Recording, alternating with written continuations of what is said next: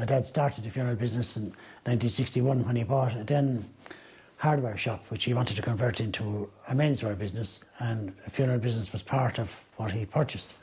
So he decided he would try it as a hobby, and he kept it going over the years, and it grew quite large eventually. And then when I took over, the next thing that came along then was the embalming, and I went and learnt the embalming. I studied in Belfast and in Belgium. I took on the embalming, which very quickly became part of the funeral business. So the funeral business expanded even further. Even then we used to travel to hospitals and to sometimes houses. We had to do the embalming there. But of course, once the funeral home was built, then we put in a purpose-built embalming room into the funeral home, and the funeral business grew along with the embalming service, which in the beginning we used to do for other funeral homes, but eventually we just narrowed down to doing embalming just for our own funerals, which we do today.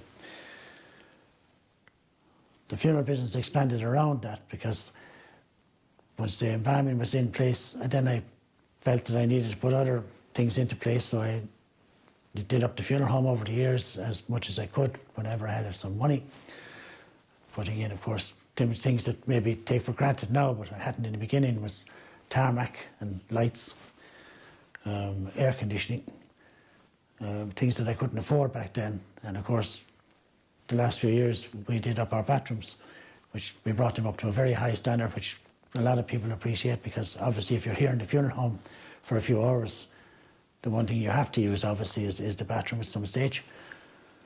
And of course our latest thing was we put in our little cremation room where we can have our cremation services here and save a family travelling to the crematorium. So I suppose between everything and all, the funeral business has grown over the years. It's become better, I hope. You know, that's my plan.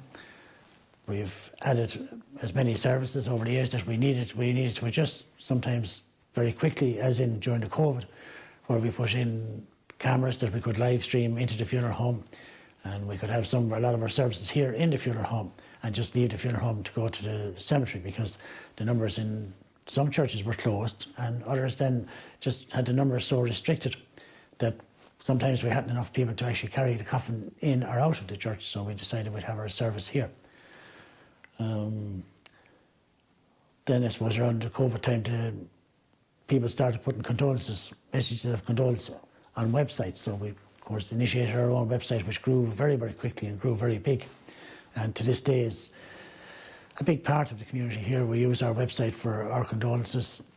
We use it to live stream any events that we have on, so if people want to live stream from the funeral home, or if they want to live stream their cremation service from the funeral home, or if they want to live stream their services in the church, we use our website for all of those purposes, which we find is very good because it's a dedicated website and it's somewhere that people know that they can turn and find all this information. And if somebody passes away, they know they can turn to this website and the information will be there. And this is a help, and this is moving the business forward.